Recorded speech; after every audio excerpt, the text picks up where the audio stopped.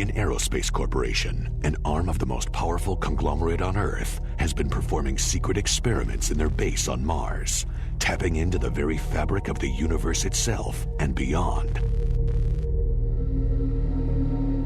UAC scientists have made discoveries that will forever change human existence.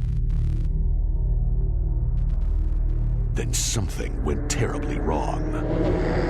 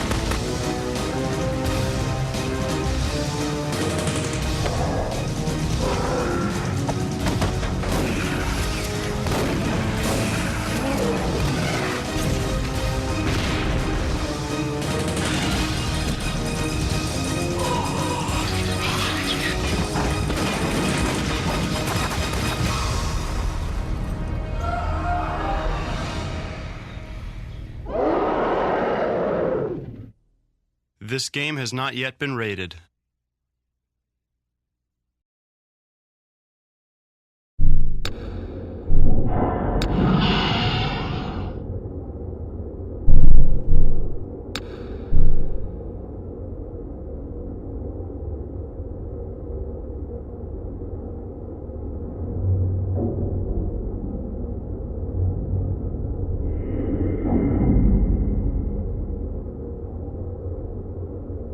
The original Doom was a really significant jump in gaming technology for the time.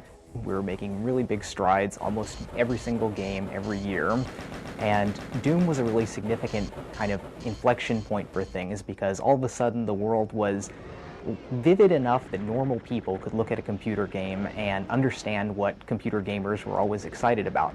With the new Doom game, we've been able to do what I think is one of the most important things for our game engines here, is we've unified the way all of our surfaces and lights interact. We're able to use the bump mapping technologies on the modern 3D cards to bring about detail into things that we can still run at a very rapid rate. And the step in quality is just breathtaking. We're able to see pores and veins and crevices, and you're able to go ahead and see whether a scientist is having a bad hair day. Now, most of the time you don't get to see this much detail when you're just gunning down enemies, but occasionally something will happen. You'll turn around and there's a monster right there in your face. You see the slime dripping out of its mouth and blood coming off of it, and it's really taking it to a new level.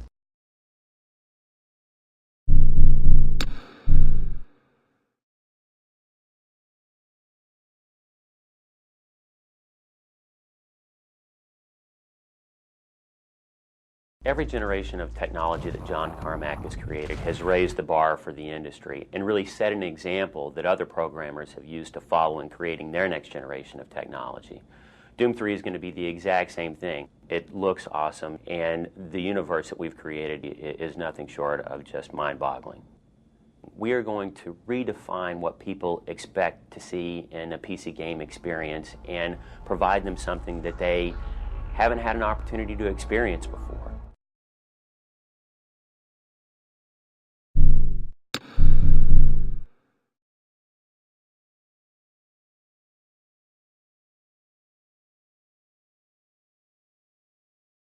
When you're trying to compare what you were used to seeing or what you saw in the old Doom compared to Doom 3. It's almost like a comic book coming to life.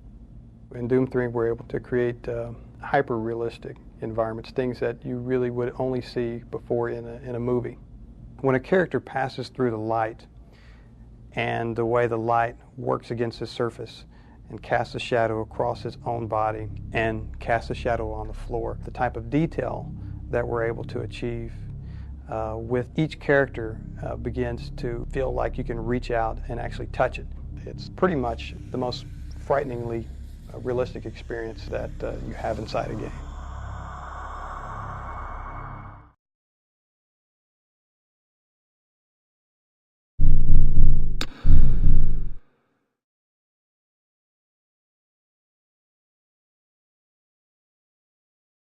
In the original Doom, we had a lot of limitations when we were working with the maps.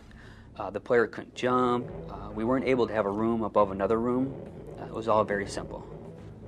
The level making experience in Doom 3 is much more complicated than any other title that we've done in the past. As technology's improved, we've had fewer and fewer limitations. And now, with Doom 3, we have the ability to create anything that we want.